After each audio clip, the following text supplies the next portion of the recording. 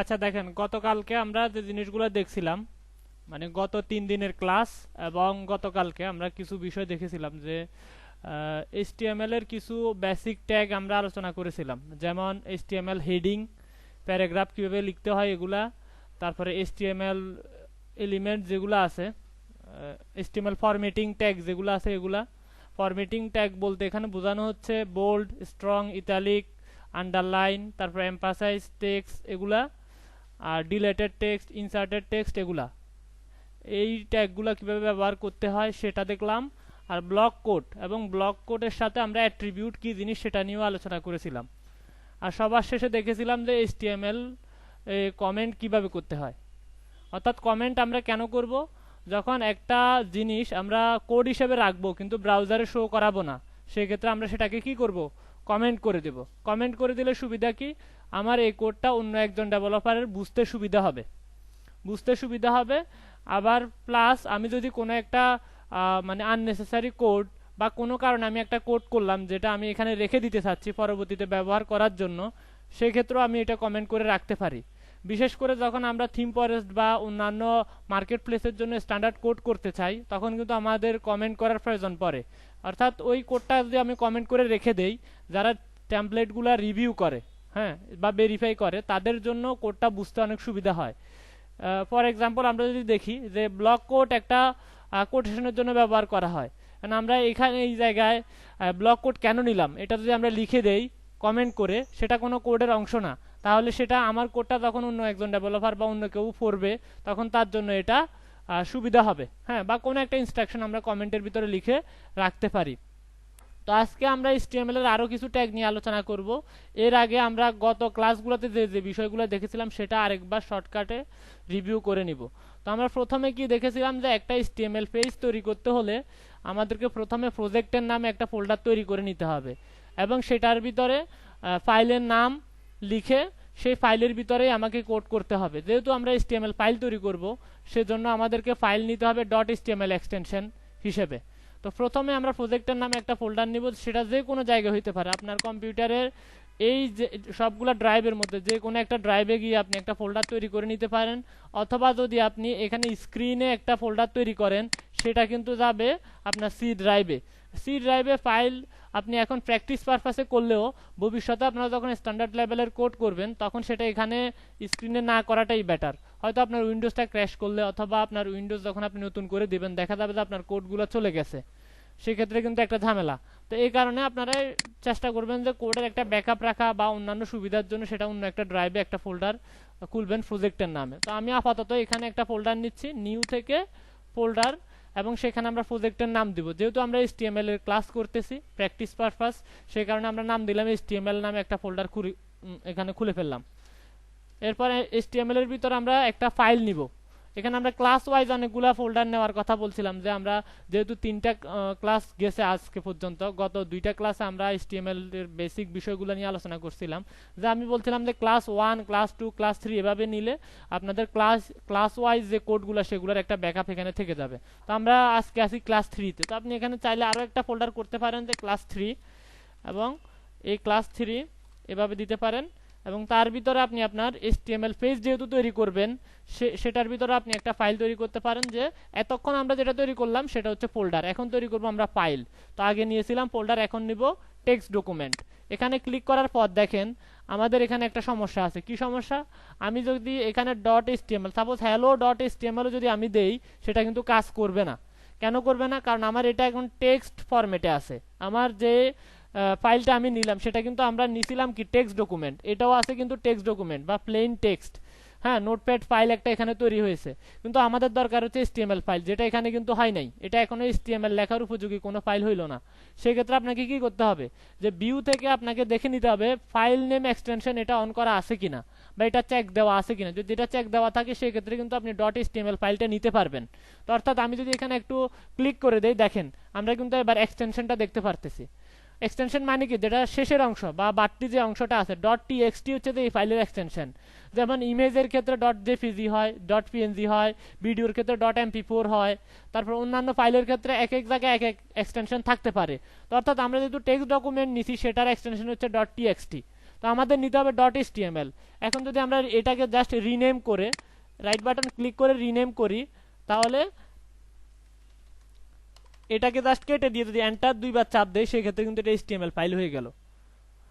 সেক্ষেত্রে এটা কিন্তু এসটিএমএল ফাইল হয়ে গেল। কিন্তু টেক্সট ডকুমেন্ট হলে সেটা দেখতে কিরকম লাগছিল, এখানে আইকনটা খেয়াল করেন, এই জায়গায় আমাদের আইকনগুলো খেয়াল করলে আমরা বুঝতে পারবো যে এটা হচ্ছে একটা প্যারাগ্রাফ টাইপ একটা আইকন, আর এটা হচ্ছে কি একটা গুগল ক্রোমের আইকন। তার মানে আমরা বুঝতেছি যে এই জিনিসটা হচ্ছে এইচটিএমএল ফাইল, আর এটা হচ্ছে কি টেক্সট ডকুমেন্ট।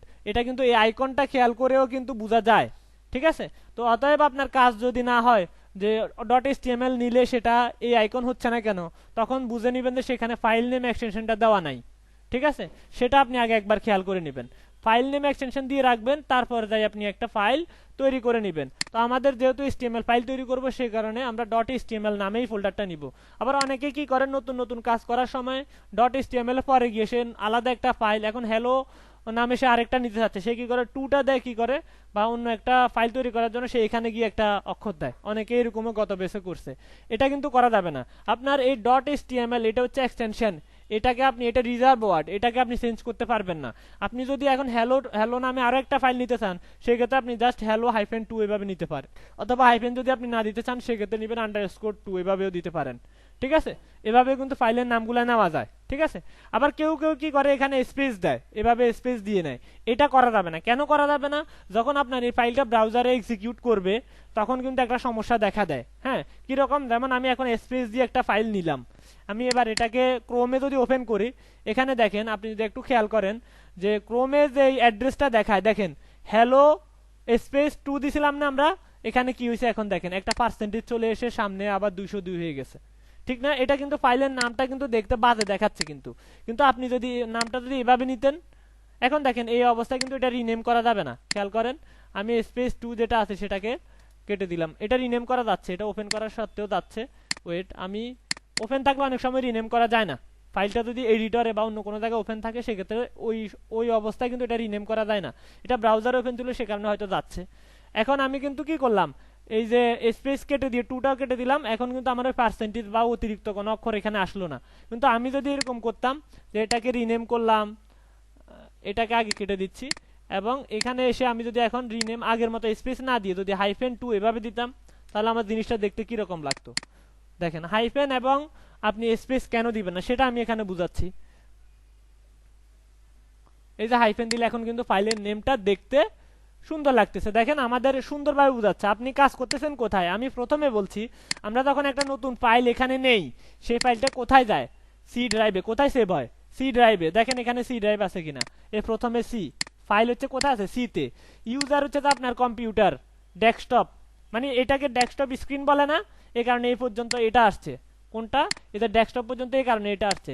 আমরা HTML নামে একটা ফোল্ডার করছি, তার ভিতরে ক্লাস 3 নামে একটা ফোল্ডার করছি, আর সবার শেষে .html hello2 নামে একটা ফাইল এখানে তৈরি করছি, ঠিক না। তো আমরা এখানে হ্যালো বা অন্য কোনো নাম কেন নিই না, সবসময় নিচ্ছি কি index.html নামে। ইন্ডেক্সটা নেওয়ার কারণ হচ্ছে এটাই, ওয়েব পেজের প্রথম পেজটা হচ্ছে ইন্ডেক্স পেজ, অর্থাৎ সার্ভার প্রথম পেজটাকে ইন্ডেক্স হিসেবে কাউন্ট করে। আপনারা যখন এই সাইটটা তৈরি করবেন বা এই পেজটা কোথাও মানে সাবমিট করবেন বা সার্ভারে আপলোড করবেন, তখন প্রথম পেজটা সে কাউন্ট করবে কি হিসাবে, ইন্ডেক্স পেজ হিসাবে। যেহেতু আমরা এই জায়গায় একটা পেজই তৈরি করতেছি, এই কারণে আমরা নিতেছি index.html নামে, এটা ছাড়া অন্য কোনো কারণ নাই। এখানে যদি আপনি নিজের নাম নেন তাও হবে, কিন্তু আমরা এখানে নামটা নিচ্ছি কি এই ডট hello.html যেটা নিচ্ছি সেটা নিচ্ছি না কেন, যেহেতু আমরা এখানে একটা পেজই তৈরি করতেছি, সেটা হোম পেজ, এই কারণে আমরা ওই জায়গায় index.html নামেই ফাইলটা নিচ্ছি। তাহলে আমরা HTML এর ভিতরে ক্লাস 3, তার ভিতরে hello2 নামে নিছি, তাহলে আমরা hello2 নামে নিব না, এটাকে রিনেম করব। তাহলে রিনেম করার জন্য শর্টকাটেও কিন্তু করা যায়, F2 চাপ দিয়ে দিলে, এখানে ক্লিক করে আপনি যদি F2 চাপ দেন, সেটাও কিন্তু কাজ করবে, index.html। এখন কিন্তু আমরা বুঝতেছি যে এটা ওয়েবসাইটের হোম পেজ হবে। এখন আমাদের কাজ কি, আমরা তো একটা ফাইল তৈরি করলাম, আমাদেরকে তো এটার ভিতরে কোড লিখতে হবে। ওই কোডটা লিখলে সেটা কোথায় এক্সিকিউট হবে বা আমরা আউটপুটটা দেখতে পাবো কোথায়, ব্রাউজারে, ঠিক আছে। তো আমরা এই কোড যে এখানে একটা জিনিস তৈরি করব বা একটা পেজ তৈরি করব, একটা এখন এখানে একটা ব্ল্যাঙ্ক পেজ আছে, এখানে আমরা একটা পেজ ডিজাইন করব, এর কারণে তো আমাদেরকে একটা কিছু কোড লিখতে হবে। সেই কারণে আমরা যেহেতু এখানে কোড লিখব, ওই কোডগুলো লেখার জন্য আমাদের কিছু সফটওয়্যার প্রয়োজন হতে পারে বা টুলস প্রয়োজন হতে পারে। আমরা এখন একটা মেশিনারিজ নিয়ে কাজ করতে চাইলে আমাদেরকে টুলস লাগবে না, বা একটা আমরা লাইট যদি ঠিক করতে চাই সেক্ষেত্রে আমার ওইখানে মেশিনারিজ প্রয়োজন হবে, আমার ওই কাজ করার জন্য কিছু হাতিয়ারের প্রয়োজন হবে। একটা কম্পিউটার ঠিক করতে হলে আমার সে জায়গায় কিছু কিছু টুলস প্রয়োজন হতে পারে, ঠিক আছে। যে কাজ করবো সেই কাজের জন্য তো আমাদের হাতিয়ার লাগবে। এখন আমরা এখানে লিখবো কি কোড, তো কোড লিখতে হলে অবশ্যই আমাদেরকে কোডের ভাষাটা জানতে হবে, মানে এই কোডটাতে লিখবো কিভাবে লিখবো সেটার জন্য আমাদেরকে কিছু জিনিস স্পেসিফিক বিষয় কম্পিউটারকে বোঝানোর জন্য, ওই কোডটা বোঝানোর জন্য আমাদেরকে কিছু বিষয় শিখতে হবে, যেমন HTML, CSS, জাভাস্ক্রিপ্ট বা jQuery, তারপরে শিখতে হবে বুটস্ট্র্যাপ। এই জিনিসগুলো আমরা বেসিক্যালি ওয়েব পেজ ডিজাইনের জন্য শিখবো। তো আমরা প্রথমেই যেহেতু HTML নিয়ে আলোচনা করতেছি, আমরা বাকিগুলো নিয়ে এখন আপাতত আলোচনা করতেছি না। তো HTML কোড আমরা লিখবো কোথায়, এখানে যেহেতু আমরা .html নামে এক্সটেনশন নিছি, এখানেই আমরা মূলত লিখবো কি কোডগুলা লিখবো, HTML কোডগুলা। তাহলে এইটাতে যেহেতু কোডগুলা লিখবো, তাহলে এই ফোল্ডারটাকে আমরা আমাদের এডিটর বা টুলস যেটা আমরা ব্যবহার করব সেখানে এই ফোল্ডারটাকে নিয়ে যাব, ঠিক আছে। তো আমরা ওই ফটোশপে কাজ করার সময় কি করি, একটা ফাইল তৈরি করে বা একটা ইমেজ যখন আমরা ফটোশপে ওপেন করতে চাই, ওইটাকে টেনে এনে জাস্ট ফটোশপে ছেড়ে দিলে হয়ে যায় না, জিনিসটা এরকম না। এখন সেম জিনিসও কিন্তু আপনি টেনে এনে কিন্তু এই কোড এডিটর ছেড়ে দিলেও কিন্তু কাজ করবে, সেটাও কিন্তু করা যায়। তো আমরা এটা কাজ করতে পারি যে এখানে গিয়ে আমাদের কোড এডিটর ওপেন আছে, আমরা সেটা বড় অবস্থায় থাকলে সেটাকে টেনে ছোট করতে পারি, এবং HTML যে ফোল্ডারটা আছে এটাকে টেনে এনে এই জায়গায় রেখে দিতে পারি, ঠিক আছে। কপি, এবার কি এখানে একটা পপআপ আমাকে দেখাচ্ছে যে add folder to work space. এই জিনিসটাকে বলে, এই লেফট সাইডে হালকা কালারের এই জিনিসটাকে বলে হচ্ছে যে ওয়ার্ক স্পেস। এটাকে যদি আমরা এখানে ক্লিক করি যে add folder to work space, click করলে সেটা কিন্তু এখানে একটা ইয়েস চাপ দিলে কিন্তু সেটা এখানে ক্লাস 3 কিন্তু চলে আসছে। খেয়াল করেন ক্লাস 3 কিন্তু HTML এর ভিতরে ক্লাস 3, তার ভিতরে আমার index.html দেখেন দেখাচ্ছে, এখানে প্রথমে HTML আছে, একটু বাম পাশে জায়গায় খালি রেখে দেখাচ্ছে ক্লাস 3, তার বাম পাশে একটু জায়গা খালি রেখে এখানে ফাইলের নামটা দেখাচ্ছে।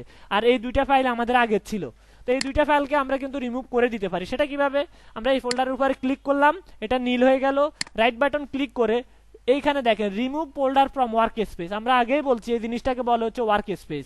তার মানে আমরা ওয়ার্ক স্পেস থেকে এই ফোল্ডারটাকে রিমুভ করতে চাচ্ছি, তাহলে আমরা লিখবো এখানে ক্লিক করব remove folder from work space, আবার এখানে ক্লিক করব এবং এখানে ক্লিক করব remove folder from work space, তাহলে আমাদের আগে দুইটা ফোল্ডার এখান থেকে চলে গেল। তাহলে আমাদের এখানে সিম্পল HTML এর ভিতরে ক্লাস 3, তার ভিতরে index.html আছে, এখানে ক্লিক করলে এই পাশে কোড লেখার জায়গাটা চলে আসবে, এবং উপরে আগের যে ফাইলগুলো ছিল সেগুলো কিন্তু দেখাচ্ছে। খেয়াল করেন ট্যাব, এগুলাকে বলা হচ্ছে ট্যাব। তো আমরা ট্যাবগুলোকেও রিমুভ করে দিতে পারি, আমাদের এটা লাগবে জাস্ট, এগুলো লাগবে না। তাহলে আমরা এখানে ক্রসগুলো চাপ দিয়ে দিব, এইগুলো ক্রস দিয়ে দিলাম, জাস্ট আমাদের এখন দরকার এটা। তো এখানে ক্লিক করে এই জায়গাটার মধ্যেই আমরা মূলত আমাদের HTML কোডগুলা লিখবো। আর এই পাশে আমরা কিন্তু প্রথম ক্লাসে কিন্তু BS কোডের বিভিন্ন বিষয় নিয়ে আলোচনা করেছিলাম যে এই সফটওয়্যারটা কিভাবে ব্যবহার করতে হবে। আমরা জাস্ট 4টা জিনিস দেখছিলাম এখানে, যে জিনিসগুলো আমাদের প্রয়োজন। এখানে লেফট সাইডে দেখাচ্ছে কি সার্চ, আমরা যদি কোনো একটা কোড লিখি সেটার নির্দিষ্ট একটা লাইনকে যদি আমরা খুঁজে বের করতে চাই, হ্যাঁ, সাপোজ আমি এখানে একটা HTML কোড নিয়ে আসলাম, আমি চাচ্ছি যে ভিউফুট নামে এই লেখাটাকে খুঁজে বের করব, সেটা আমি খুঁজে পাচ্ছি না। সাপোজ এই ভিউফুট, এই কোডগুলো আমার বা এই কোডটা আমার এখানে একটা জিনিস ফ্রি ট্যাগের ভিতরে আমি অনেকগুলো ওয়ার্ড লিখছি, এখন এখানে এই যে SUNT নামে এই ওয়ার্ডটা কোথায় আছে আমি জানি না, ঠিক আছে, এটা আমি খুঁজে বের করতে চাচ্ছি। কথা বলবেন না, দেখেন একটু, আমি SUNT নামে এই ওয়ার্ডটাকে খুঁজে বের করতে চাচ্ছি, এটা কোথায় আমি জানিও না। এখন এটা দেখেন এত বড় একটা লাইন, ওয়ার্ডটা কোথায় আছে আমি খুঁজে বের করতে আমার অনেক সময়ের প্রয়োজন, ঠিক না। তো আমি এটাকে ফাইন্ড করব, মানে খুঁজে বের করব। তো সেক্ষেত্রে আমি চলে যাব এখানে, এখানে গিয়ে আমি জাস্ট যদি SUNT এটাকে এভাবে লিখি, দেখেন এটা কোথায় আছে, এখানে index.html এ আছে। তো এখানে যদি আমরা একটা ক্লিক করি, এখানে যদি ক্লিক করে দেখেন SUNT নামে ওয়ার্ডটাকে সে যত জায়গায় আছে, 2 জায়গায় আছে, সে কিন্তু খুঁজে বের করে দিছে আমাকে, তাই না।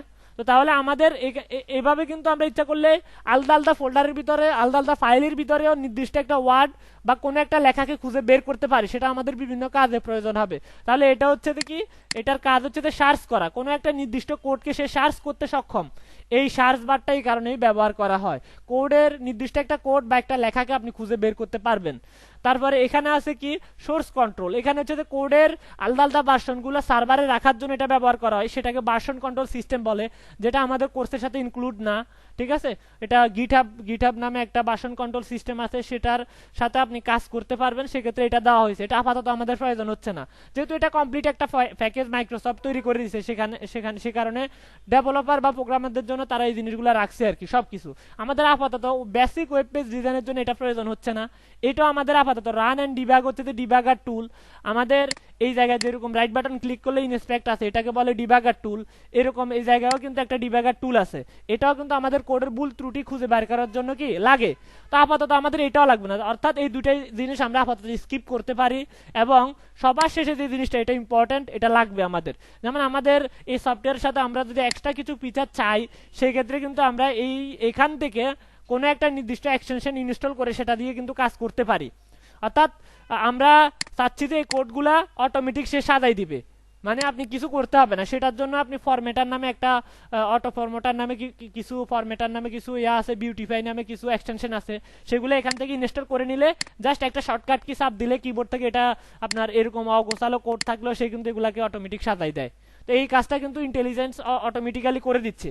এই এক্সটেনশনগুলো এখানে পাওয়া যায়, এখানে আপনি সার্চ করলে পাবেন, সেক্ষেত্রে আপনার নেট লাগবে, জাস্ট এখান থেকে ইনস্টল করে নিলে।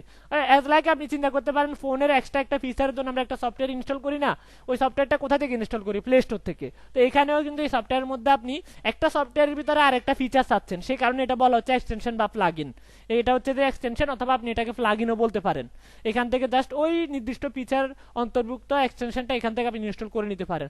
কোন এক্সটেনশনের কাজ কি, কোনটা কখন আপনার লাগবে, সেটা আপনি কাজ করতে করতে বুঝবেন। আমাদের আপাতত যে বিল্ট ইন বা ডিফল্ট কিছু এক্সটেনশন এর সাথে দেওয়া আছে, সেগুলো দিয়ে কাজ হয়ে যাবে, আর বেশি লাগতেছে না।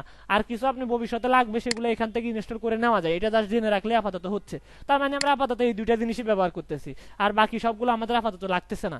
ঠিক আছে, তো আমরা এখানে অলরেডি একটা ফোল্ডার তৈরি করে সেখানে একটা ফাইল নিয়ে নিছি, এবং আমরা আজকে কিছু জিনিস শিখবো যে শর্টকাটে কিভাবে আমরা কাজগুলো করতে পারি। এতদিন আমরা কিন্তু লাইন বাই লাইন কোড লিখছি, ঠিক না? একটা লাইন লিখলাম, সেটা বুঝাই দিছি। আমরা কিন্তু দ্রুত কোড করতে পারি। যেমন আমরা লিখছিলাম যে প্রথমে আমরা আগে কোডটা একটু হাতে লিখি, তারপর আমরা শর্টকাটে দেখবো যে পুরো জিনিসটা এক ক্লিকে কিভাবে নিয়ে আসা যায়। তো প্রথমে আমরা লিখবো কি ডক টাইপ HTML। এটার মানে কি? এটার মানে হচ্ছে কি HTML5 ডিক্লারেশন। আমরা এখন বর্তমানে কাজ করতেছি 2012 সালে HTML5 ভার্সনে। এই 2012 সালের যে ভার্সনটা, সেটাকে বলা হচ্ছে HTML5। সেটা ডিফাইন করা হচ্ছে যে প্রথমে আমাদের কাজ, যেটার কোনো শেষ নাই, এই ট্যাগটা একটাই, যেটা লিখতে হবে প্রথমে এক্সক্লেমেশন মার্ক, বড় হাতের ডক টাইপ এবং স্পেস দিয়ে লিখতে হবে ছোট হাতের HTML। এটাকে বলা হচ্ছে HTML5 ডিক্লারেশন। এরপরে আমাদেরকে লিখতে হবে কি HTML, মানে আমরা যেহেতু HTML পেজ তৈরি করতেছি, সেই কারণে আমরা লিখবো এখানে কি HTML নামে একটা ট্যাগ ডিক্লেয়ার করতেছি। আমরা কি HTML নামে একটা ট্যাগ এখানে ডিক্লেয়ার করতেছি। তো যে কোনো ট্যাগ লেখার নিয়ম কি, দুইটা অ্যাঙ্গেল, আবার দুইটা অ্যাঙ্গেল, আর শেষ হবে কি দিয়ে, ব্যাকস্ল্যাশ দিয়ে। হ্যাঁ, তো এখানে আমরা লিখবো জাস্ট আমাদের ট্যাগটাকে আমরা লিখে দিব, এখানেও আমরা লিখে দিব জাস্ট ট্যাগটাকে লিখে দিব, আর শেষ করব কোথায়, স্ল্যাশ দিয়ে। তো এটাকে বলে ওপেনিং ট্যাগ, আর এটাকে বলে ক্লোজিং ট্যাগ। ঠিক আছে, তো এটার মাঝখানেই মূলত আমাদেরকে যে কোনো বাড়তি কোনো ট্যাগ এটার ফ্যাটের ভিতরে আসলে এখানে লিখতে হবে, আর কোনো লেখা আসলে সেটা এটার ভিতরেই লিখতে হবে। যদি এক লাইন হয় তাহলে আমার তো এখানে এন্টার দেওয়ার কোনো প্রয়োজন না, যদি এক লাইন হয় তাহলে আমি এভাবে লিখে ফেলতে পারতেছি। আর যদি আমার এটার ভিতরে আরো একটা ট্যাগ আসে, সেক্ষেত্রে আমি এন্টার দিয়ে জায়গা নিব, এবং সেটা ভিতরে বোঝানোর জন্য এটার ভিতরে একটা ট্যাব দিব, নেস্টেড, মানে এটা নেস্টিং করে নেওয়া আর কি, যাতে করে আমার কোডটা বোঝা যায়। আমরা HTML এর ভিতরে আরো কিছু বিষয় নিব, যেহেতু আমরা একটা পেজ তৈরি করতেছি, সে কারণে আমরা যদি একটু পেইন্ট টুলে দেখি, দেখেন পেইন্ট দিয়ে আমি জিনিসটা বুঝাই দিচ্ছি আপনাদেরকে। প্রথমে চিন্তা করেন যে আপনি প্রথমে কি তৈরি করতেছেন, একটা HTML পেজ তৈরি করতেছেন, সেটা আপনি ডিজাইন করবেন। তাহলে আমরা কোন ভার্সনে কাজ করতেছি, প্রথমে আমরা কাজ করতেছি কোন ভার্সনে, HTML5। তাহলে আমরা প্রথমে ডিফাইন করতেছি HTML5 নামে একটা লিখে দিচ্ছি সাপোজ। আর এই পুরো জিনিসটাকে আপনি HTML ট্যাগ ধরেন, এই পেজটা তৈরি করতেছি কি HTML ট্যাগ। তার ভিতরে আমরা কি নিচ্ছি, দুইটা জিনিস, একটা হচ্ছে হেড, আর একটা হচ্ছে কি বডি। কি বডি, হেডের ভিতরে আমার কি লাগতেছে টাইটেল, আর বডির ভিতরে আমার বাকি সবগুলা কোড আসবে। জিনিসটা এরকম, এটার বাইরে, বডির বাইরে আর কিছু যাবে না, আর হেডের ভিতরে টাইটেল বাদেও কিছু কোড আসে। যেটা আমরা আজকে আরো একটা কোড দেখবো যেটা হেডের ভিতরে আসবে।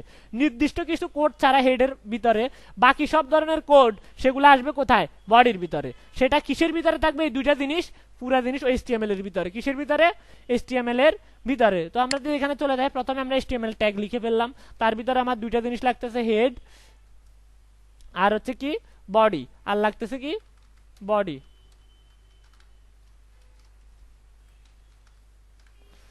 তো হেডের ভিতরে আমরা বলছি কি লাগবে, টাইটেল, আমাদের লিখতে হবে কি টাইটেল।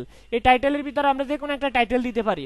ওয়েবসাইটের উপরে এখানে একটা লেখা থাকে না ট্যাবের ভিতরে, এটা হচ্ছে যে মূলত টাইটেল। তো আমরা টাইটেল এখানে লিখে দিব, আপাতত একটা লিখে দিচ্ছি, দিস ইজ টাইটেল।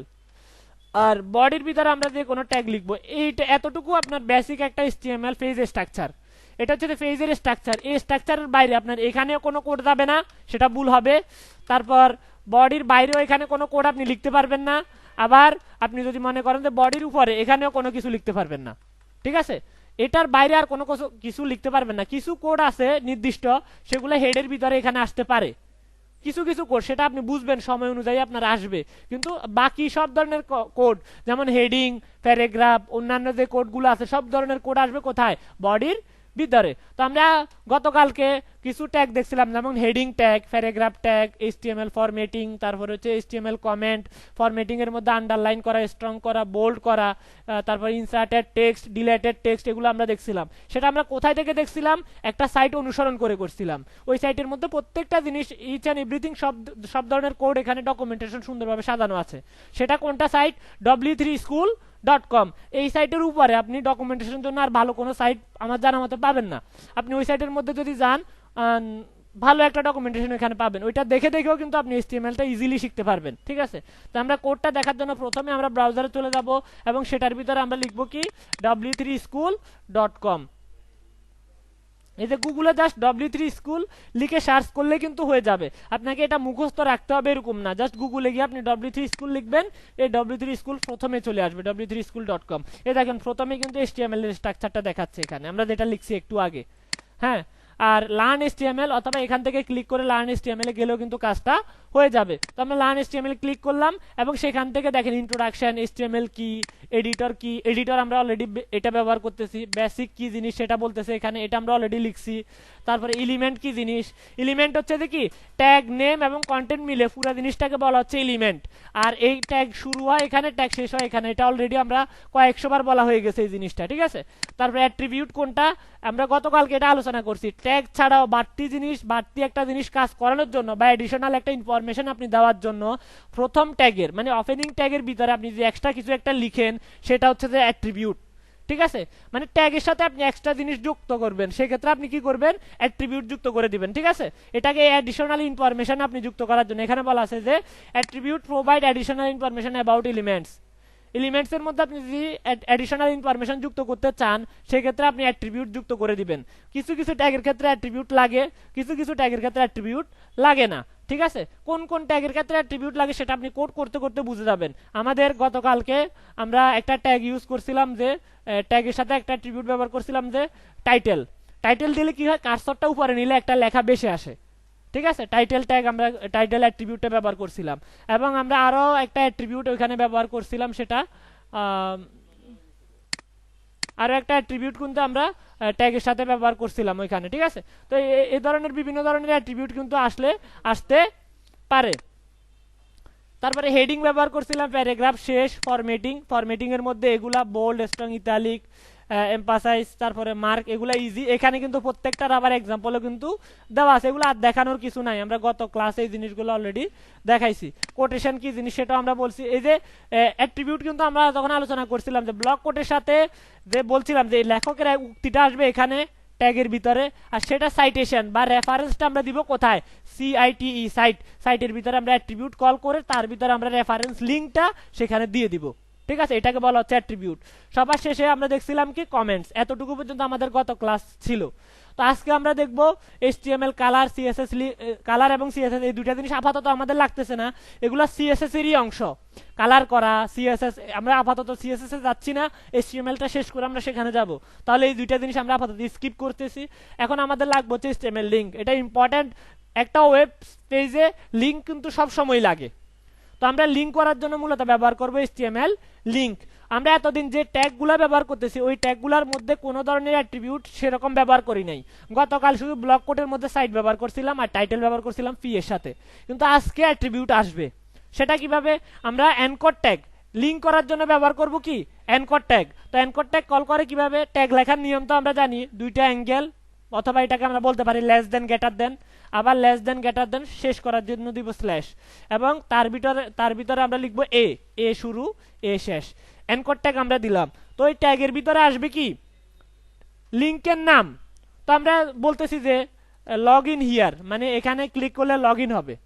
বা আমরা এখানে লিখলাম বাটনের নাম দিলাম এটা, যে লিঙ্কের নাম দিলাম গো টু ফেসবুক। ঠিক আছে, গো টু ফেসবুক আমরা যদি এরকম দেই এবং গো টু ফেসবুক এতটুকু লেখার পরে কি আসে আমরা যদি একটু দেখি, এতটুকু লেখার পরে কি আসে এটা যদি আমরা একটু দেখি আসলে লিঙ্ক হইলো কিনা আমরা একটু দেখি, তারপর আমরা বুঝবো যে অন্য জিনিস কেন লিখবো। তো আমরা এখানে দেখেন রানে ক্লিক করে স্টার্ট ডিবাগিং, এখানে ক্লিক করে কিন্তু আপনি ক্রোম অথবা এজে কিন্তু রান করতে পারেন। তবে আমি এভাবে রিকমেন্ড করি না, সেক্ষেত্রে ডিবাগার টুলটা অন হয়ে যায়, দেখতে খারাপ লাগে। এই কারণে আমি বলতেছি যে রাইট বাটন ক্লিক করে রিভিল ইন ফাইল এক্সপ্লোরার দিবেন, সেটা আপনাকে ফোল্ডারে নিয়ে যাবে এবং এখানে ক্লিক করলে সেটা এখানে রান হয়ে যাবে। ঠিক আছে, তো আমরা এই ট্যাগ দিছি, দেখেন গো টু ফেসবুক হয়েছে কিন্তু এটা তো লিঙ্ক হইলো না। লিঙ্ক হইলে কি হইতো? এটা নীল হয়ে যাবে কালার, আর এখানে কার্সর নিলে এখন দেখা যাচ্ছে কি একটা আইয়ের মতো চিহ্ন, তখন হয়ে যাবে এটা হাতের মতো একটা চিহ্ন হয়ে যাবে। আইকন যেরকম মানে বাটনের উপরে যেরকম আমরা ফেসবুকে দেখি বা অন্যান্য সাইটে দেখি একটা হাত চলে আসবে, সেটা কিন্তু অলরেডি এখানে হয় নাই। এখানে আমরা অলরেডি দেখতে পাচ্ছি কি একটা লেখা যেটা লিঙ্কের নাম, তাহলে আমাদেরকে এটা লিঙ্ক করতে হবে। তো লিঙ্ক করার জন্য তাহলে সেটা কি ট্যাগের সাথে বাড়তি একটা বিষয় আসতেছে, কিন্তু অ্যাডিশনাল ইনফরমেশন যুক্ত করার বিষয়টা চলে আসতেছে। সেই ক্ষেত্রে আমরা জাস্ট এর ভিতরে যাব এবং স্পেস দিয়ে এখানে লিখবো অ্যাট্রিবিউট লেখার নিয়ম কি গতকালে বলছি, ট্যাগের প্রথম ট্যাগের ভিতরে যাব ওপেনিং ট্যাগ, তার ভিতরে স্পেস এবং সেখানে লিখবো href। এখন লিখবো কি href মানে কি, আর অ্যাট্রিবিউট লেখার নিয়মটা কি সমান দিয়ে কোটেশন, সেটা আমরা গতকালকে বলছি। আর এটার ভিতরে href মানে কি সাইট হচ্ছে তো ব্লক কোটের জন্য। ব্লক কোটের বিষয়টা কি, ব্লক কোট একটা কোটেশন বা একটা উক্তি, ওই উক্তির সাথে আসবে রেফারেন্স, সে কারণে তারা এখানে অ্যাট্রিবিউট দিচ্ছে সাইট মানে সাইটেশন। আর এটা হচ্ছে যে লিঙ্কের সাথে আসবে কি অন্য একটা জায়গায় যাবে, তাহলে সেটা রেফারেল, হাইপার রেফারেল।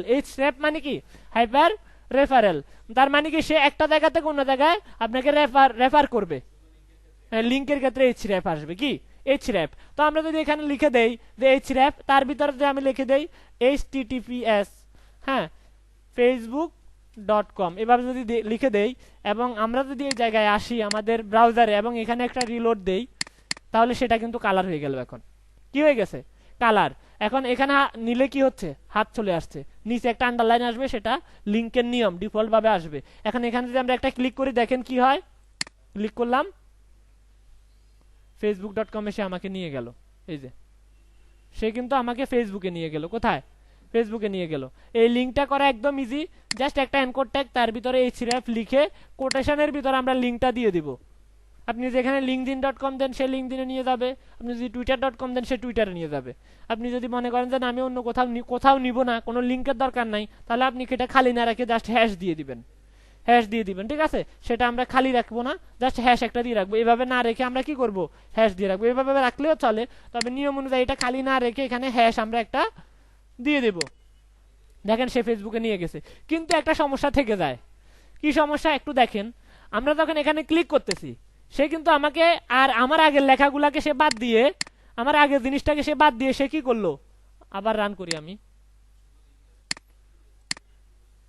আমি ক্রোমে এটা রান করলাম। রান করার পরে আমি লিঙ্কে যখন ক্লিক করি সে কিন্তু আমাকে একই ফেজের মধ্যে এটাকে বাদ দিয়ে অন্য একটা ফেজে নিয়ে যাচ্ছে। আমি কিন্তু আগের লেখাটা আর পাচ্ছি না। এখানে আমি ক্লিক করলাম, ওয়েট, এখানে ক্লিক করলাম। এখন সে কিন্তু এখানে রিলোডটা কোথায় করতেছে, এখানে না, এই ট্যাবের ভিতরে। সে কিন্তু আমাকে নিয়ে গেল কোথায়, ফেসবুকে। ওই যে গো টু ফেসবুক লেখাটা আমি কিন্তু আর খুঁজে পাচ্ছি না। জিনিসটা যদি এরকম হইতো যে এখানে আমি ক্লিক করলাম, সে নতুন একটা ট্যাব এখানে ক্রিয়েট করবে, আমার আগেরটাও থাকবে, নতুন একটা জায়গা আমাকে নিয়ে যাবে, যেহেতু এটা অন্য জায়গা যাচ্ছে। তাহলে আমাদের জন্য ইউজারদের জন্য সুবিধা না, সে পুরাতনটাও পাইলো নতুনটাও পাইলো। ঠিক আছে, তো সেটা করার জন্য আমরা কি করব, তাহলে সেটাও একটা অ্যাডিশনাল ইনফরমেশন, তার মানে আমাদেরকে অ্যাট্রিবিউট যুক্ত করতে হবে। তাহলে এখানে আবার একটা স্পেস দিব, মাল্টিপল অ্যাট্রিবিউটও কিন্তু হইতে পারে। তো তাহলে এই অ্যানকর ট্যাগের আরো একটা অ্যাট্রিবিউট আছে, সেটা হচ্ছে কি টার্গেট। এদের টার্গেট নামে একটা অ্যাট্রিবিউট আছে, মানে সে কি টার্গেট করবে। তাহলে আমরা এখানে টার্গেটের দুইটা ভ্যালু হতে পারে, একটা হচ্ছে যে সেম ট্যাব আর একটা হচ্ছে নিউ ট্যাব। সেম মানে কি অলরেডি আছে, এটা অলরেডি সেম ট্যাবে কিন্তু কাজ করতেছে, মানে সেম ট্যাবেই আছে সে। আর নিউ ট্যাব হলে সেক্ষেত্রে আমাদেরকে এখানে লিখতে হবে আন্ডারস্কোর ব্ল্যাঙ্ক, BLANK ব্ল্যাঙ্ক, তার মানে সে ব্ল্যাঙ্ক একটা ট্যাব ওপেন করবে। আমরা আগের জায়গায় গেলাম, রিলোড দিলাম, এখন এখানে ক্লিক করতেছি, খেয়াল করেন সে কি করলো, এখানে একটা ট্যাবে নিয়ে গেল আমাকে, কোথায় আরেকটা ট্যাবে এখানে নিয়ে গেল। ট্যাবের নিচে কিন্তু লিঙ্কটা আমরা নিয়ে কাটে দিছি, এই কারণে ফেসবুকে নিচ্ছে না। এখানে লিঙ্ক থাকলে কিন্তু কাজ করতো। আমরা যদি লিঙ্কটা একটু দিয়ে দেই, আবার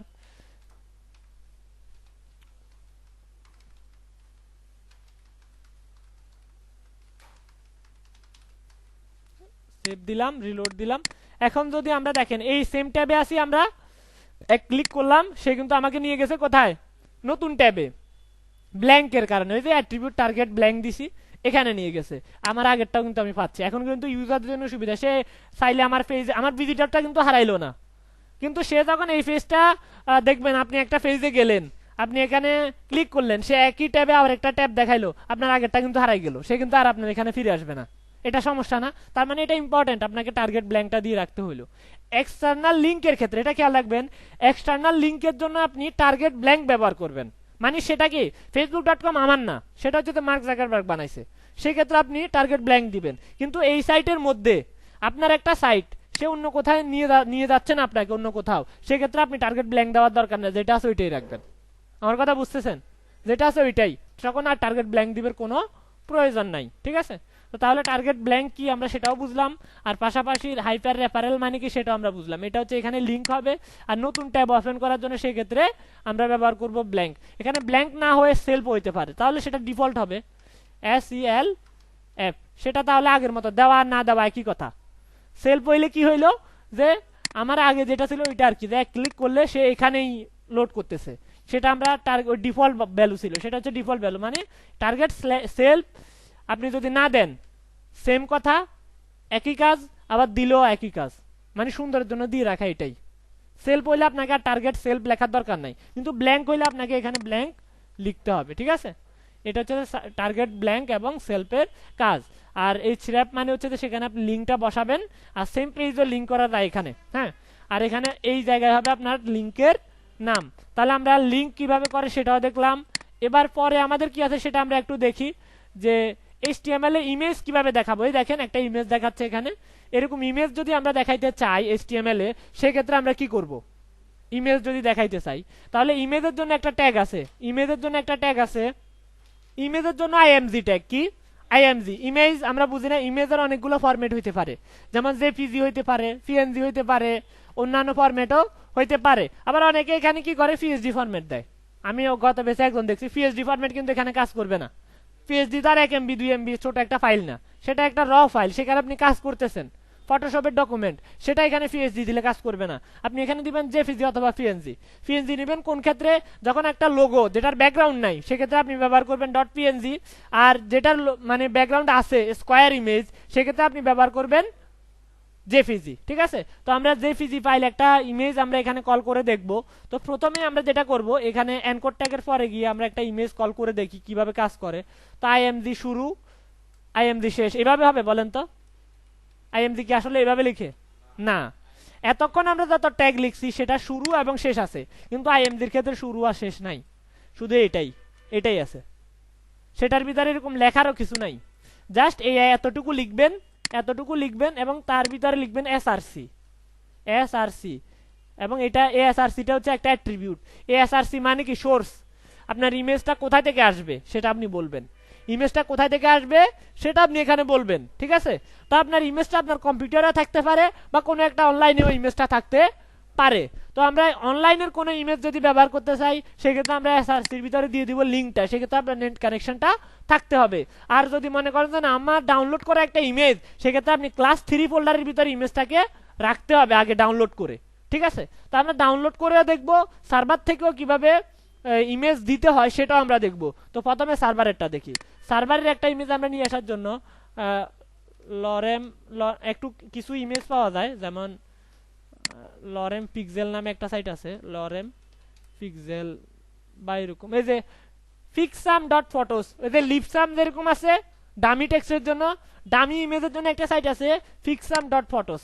এখানে যদি যান কিছু লিঙ্ক পাবেন আপনি, এই যে লিঙ্কগুলো দেখতেছেন না, এই যে একটা লিঙ্ক, এই যে এখানে এই লিঙ্কটা যদি আপনি কপি করে এখানে দিয়ে দেন, এটা i.pixam.photos id/159/200/300, তার মানে এই সাইজের একটা ইমেজ হবে। তো এটাকে কপি করে আপনি দেখেন এখানে দেন, দেখবেন যে এই ইমেজটা ওপেন হবে। ওয়েট, আমরা ইমেজের লিঙ্কটা সম্ভবত ভুল হয়েছে, এভাবে হবে। ঠিক আছে, দেখেন একটা ইমেজ হচ্ছে, আমি লিঙ্কটা আবার দিলাম তখন আরেকটা ইমেজ আসবে, এটা কিন্তু ডাইনামিক। আবার আবার আমি লিঙ্কটা দিলাম, সেটা কিন্তু আবার আরেকটা ইমেজ আসবে।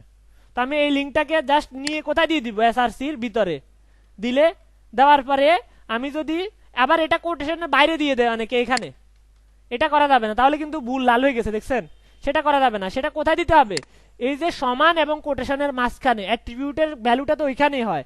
এখানে কিভাবে দিছি, সমান এবং কোটেশনের মাঝখানে লিঙ্ক দিছি না, এখানে সমান এবং কোটেশনের মাঝখানে আপনি এসআরসির ভিতরে দিবেন কি লিঙ্কটা। আবার গোলাই ফেলবেন না, এনকোড ট্যাগের ক্ষেত্রে লিঙ্ক, লিঙ্কের কারণে আপনি লিখছেন না এইচর‍্যাপ মানে হাইপার রেফারেল, আর টার্গেট হচ্ছে যে ব্ল্যাঙ্ক, সেটা সেম ট্যাবে থাকবে না, নিউ ট্যাবে নিয়ে যাবে, সেই কারণে লিখছেন টার্গেট ব্ল্যাঙ্ক।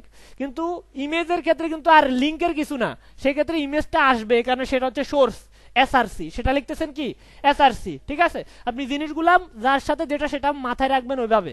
আপনি বলেন যে না আমি ইমেজের ভিতরে এসে এইচর‍্যাপ দিব, তা কিন্তু কাজ করবে না, বা এনকোড ট্যাগের ভিতরে এসে আমি এসআরসি দিব, সেটা কিন্তু কাজ করবে না। যার কাজ যেটা সেখানে এটা লিখতে হবে। তো আমরা এসআরসির ভিতরে জাস্ট আমি লিঙ্কটা দিয়ে দিলাম, এবং এটা যদি আমরা সেভ করি, এই জায়গায় এসে যদি আমরা রিলোড দেই, আমাদের যে আগের ট্যাবটা দেখেন, আমাদের ইমেজটা কিন্তু এখানে নেট কানেকশন থাকতে হবে, কিন্তু আবার ইমেজটা কিন্তু চলে আসছে। এটা কোথায় থেকে আসতেছে, নেট থেকে আসতেছে। আপনি যদি নেট কানেকশনটা অফ করে দেখেন, আমাদের যে নেট কানেকশন, আমরা যদি একটু এটাকে অফ করি, একটু অফ করলাম এবং রিলোড দিলাম, দেখেন আছে ইমেজটা নাই। তার মানে কি নেট কানেকশন না থাকলে কাজ করবে না। কেন কাজ করবে না, কারণ হচ্ছে যে এখানে এটা হচ্ছে যে লিঙ্ক একটা সার্ভার থেকে আসতেছে। কোন সার্ভার, fixam.photos নামে একটা ওয়েবসাইট থেকে আসতেছে, তাহলে সেটা আসবে না এখন। কেন, আমাদের এখানে নেট কানেকশনটা আমরা অফ করে দিছি। যদি এটাকে আবার চালু করি, নেট কানেকশনটা যদি আবার চালু করি, সেক্ষেত্রে কিন্তু আমাদের ইমেজটা আবার চলে আসবে, কারণ আমাদের নেট কানেকশন অন হয়েছে, এবং সেই কারণে আমাদের সার্ভার থেকে ইমেজটা সে কল করতে পারবে। তো এই সমস্যার সমাধানের জন্য তারা বলতেছে যে সার্ভারে রেখে কোনো একটা ইমেজ আপনি দেওয়ার দরকার নাই, ইমেজটাকে আগে ডাউনলোড করেন, তারপর সেটা আপনার ফোল্ডারে রাখেন যেখানে আপনি কাজ করতেছেন, সেটাকে আপনি লিঙ্ক করে দেন, সেটাও করা যায়। তাহলে আমরা ইমেজ দুইভাবে ব্যবহার করতে পারি, একটা হচ্ছে ইন্টারনাল লিঙ্ক, একটা হচ্ছে এক্সটার্নাল লিঙ্ক। ইন্টারনাল কোনটা, যেটা আপনি ডাউনলোড করে আপনার ফোল্ডারের ভিতরে রাখতেছেন সেটা, আর এক্সটার্নাল মানে কোনটা, সেটা কোনো একটা সার্ভারে আছে। তো আমরা সবসময় যে কি করব, এই fixam.com এর ইমেজ ব্যবহার করবো এরকম তো না, সেখানে আমি আমার নিজের ইমেজ ব্যবহার করতে পারি, অথবা আমি অন্য কোনো একটা ইমেজ ডাউনলোড করে ব্যবহার করতে পারি, এরকম আলাদা আলাদা ইমেজও কিন্তু হইতে পারে। তো অতএব সেক্ষেত্রেও কিন্তু আমাকে ইমেজটা ডাউনলোড করে এখানে রাখতে হবে, তাই না? তো রেখে তারপর ওইভাবে কাজ করতে হবে। তো আমরা প্রথমে কি করব,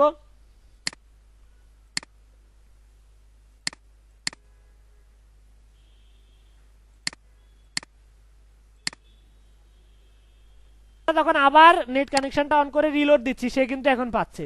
আর এই সাইটের fixam.com এর একটা সুবিধা হচ্ছে, একবার রিলোডে একবার একটা ইমেজ আসে, দেখছেন ডাইনামিক আসে, কিন্তু এটা ডামি ইমেজ বলে এগুলাকে, যেটা মানে অনর্থক কোনো ইমেজ বা কোনো কপিরাইট ফ্রি কিছু ইমেজ ওরা এখানে দিয়ে রাখছে, জাস্ট ওই ইমেজগুলো আপনি ব্যবহার করে দেখতেছেন আপনার জিনিসটা কাজ করতেছে কিনা। ঠিক আছে, তো আমরা এখানে আবার নিজেদের ইমেজ ব্যবহার করবো। সাপোজ আমরা এই ইমেজটাকে ডাউনলোড করে নিতে পারি, এই সেভ অ্যাজ দিয়ে এটাকে ডাউনলোড করে নিব।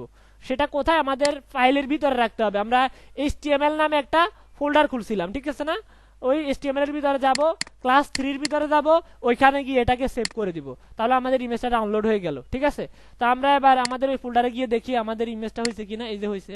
এবার দেখেন ইমেজের নামের ক্ষেত্রে এরকম ক্রস দেওয়া, তারপরে হাইফেন দেওয়া, এরকম নাম আমরা রাখবো না, সেটা কিন্তু ব্রাউজার এক্সিকিউট করতে ঝামেলা করে। ঠিক আছে, সেটা আমরা কাজ করে অনেকে জাস্ট নেট থেকে একটা ইমেজ ডাউনলোড করে কি করে, ওইটাকে কপি করে নেমটা ওইখানে দিয়ে দেয়, সেটা করা যাবে না। আমরা জাস্ট আগে নামটাকে রিনেম করব, ছোট করে নিব সৌন্দর্যের জন্য।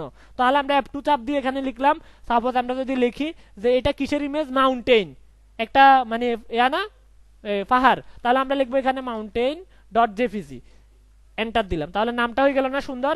F2 দিলাম। আর যদি দুইটা না, মাউন্টেন 1 2 এরকম হয় তাহলে আমরা -1 দিব আগের মতো, বা -2 দিব, এরকম দিতে পারি, ঠিক আছে।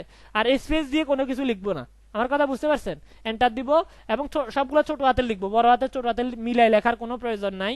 F2 চাপ দিয়ে এটাকে Ctrl+A Ctrl+C দিয়ে কপি করব এবং এন্টার দিব। এবার আমরা চলে যাব আমাদের কোডে, এসআরসির ভিতরে আগে যে লিঙ্কটা দিছিলাম সেটাকে কেটে দিয়ে কোটেশনের ভিতর আমরা জাস্ট লিখে দেব mountain.jpg এবং সেভ করব। সেভ করে যদি আমরা এখন আমাদের এখানে গিয়ে আমরা যদি রিলোড দিই, দেখেন মাউন্টেনটা কিন্তু আসছে না, এটা কিন্তু আর চেঞ্জ হচ্ছে না। আগে ছিল এটা ওই pixam.photos থেকে আসছিল, এখন আসতেছে এটা কোথায় থেকে, আমাদের ক্লাস 3 নামক ফোল্ডারের ভিতরে mountain.jpg নামে একটা ইমেজ আছে, সেটা পাচ্ছে, ঠিক আছে না। এখন আপনি চাচ্ছেন যে না আমার এই ইমেজটাকে আমি একটা ফোল্ডারের ভিতরে রাখবো, কোথায়, একটা ফোল্ডারের ভিতরে। আমি ইমেজ নামে সবগুলো ইমেজ তো আমার একটা থাকবে এরকম না, একটা পেজের ভিতরে 10টা ইমেজ তো থাকতে পারে। তো আমি সবগুলো ইমেজ যদি এখানে রাখি, দেখা গেলো যে আমার index.html আমি খুঁজে পাচ্ছি না, বাজে দেখাবে না। তো আমি এখানে লিখবো কি img নামে একটা ফোল্ডার করব ছোট করে, এই ইমেজটাকে তার ভিতরে ঢুকাই দিব। এখন দেখেন আমি যদি এখানে রিলোড দেই, আমার ইমেজটা নাই, এখন কিন্তু লোকেশন চেঞ্জ হয়ে গেছে। এখন আমার জিনিসটা আছে কোথায়, ক্লাস 3 এর ভিতরে img নামে একটা ফোল্ডার আছে তার ভিতরে, তাই না। তাহলে আমার এতটুকু পর্যন্ত আর লেখার প্রয়োজন নাই, সে জানে আমরা অলরেডি ইমেজটা রাখছি কোথায়, ক্লাস 3 এর ভিতরে না। তাহলে আমরা লিখবো কি যে img, এখানে লিখবো img স্ল্যাশ মানে ফোল্ডারের নাম কোথায় আছে, ক্লাস 3 এর ভিতরে তো আমরা অলরেডি কাজ করতেছি, তাই না। index.html টা আমার আছে কোথায়, যে কোডটা লিখতেছি index.html, এই ফাইলটা আছে কোথায়, ক্লাস 3 এর ভিতরে না, এখানেই তো। তাহলে আমাদের ক্লাস 3 এর ভিতরে কে আছে, img, তাহলে img স্ল্যাশ, তাহলে 3 পর্যন্ত আমার আর লেখা লাগতেছে না, জাস্ট img স্ল্যাশ দিলাম এবং সেখানে আমরা লিখে দিলাম কি mountain.jpg। দেখেন একটু অল্প একটু লিখলে কিন্তু সে কিন্তু সঠিক করে দিচ্ছে, সাদা এরকম একটা নীল এবং সাদা লেখা আসতেছে। কিন্তু আপনি যদি ফোল্ডারের নামটা ভুল করতেন এরকম, তা কিন্তু হইতো না, দেখছেন মাউন্টেন লেখেন যাই লিখেন কাজ হবে না, দেখছেন আপনি একটু লিখলে সেটা সঠিক আছে বুঝবেন। এই যে দেখছেন img, এন্টার 2টা চাপ দিলে হয়ে যায়। সেভ করেন, সেভ না করে অনেকে আবার এখানে গিয়ে আউটপুট দেখে, দেখেন কাজ হবে না। আমি কিন্তু কোড লিখছি কিন্তু কাজ হচ্ছে না, এটা সেভ নাই কিভাবে বুঝবেন, এই যে ডট সাদা ডট দেখাচ্ছে, খেয়াল করেন এখানে আপনি Ctrl+S দেন, এখন ক্রস হয়ে গেছে। এখন এই জায়গায় এসে আমি রিলোড দিব, এখন দেখেন আমার এটা কাজ করতেছে।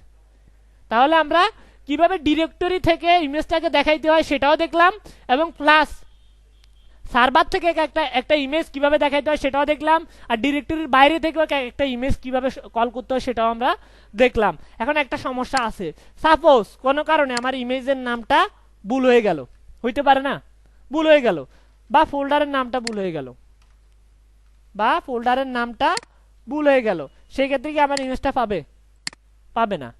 এখন আমি বুঝতেছি কি এখানে একটা ইয়া আছে, মানে ইমেজ আছে, ছোট একটা আইকন দিয়ে বুঝতেছি, কিন্তু এরকম আমাকে যদি এই জায়গায় একটা জিনিস বলে দিতে যে তোমার এখানে একটা ইমেজ ছিল, তোমার এটা কোনো কারণে পাচ্ছে না, তাহলে ভালো হইতো না।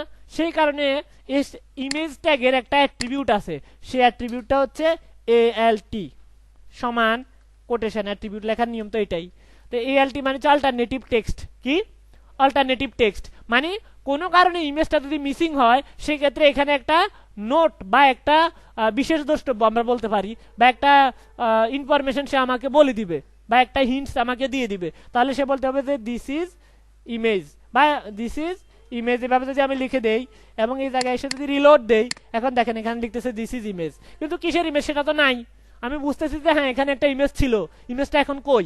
তাহলে আমরা যদি এখন নামটা ঠিক করে দেই, img স্ল্যাশ সঠিক করে দেই, আর এখানে এসে রিলোড দেই, তাহলে দিস ইজ ইমেজটা আর দেখাবে না, এটা আর দেখাবে না, কারণ আমার ইমেজটা এখন ঠিক আছে, এটা ঠিক আছে। কিন্তু কোনো কারণে যদি সেটা ভুল করে, সেই ক্ষেত্রে কি হবে, দেখাবে দিস ইজ ইমেজ।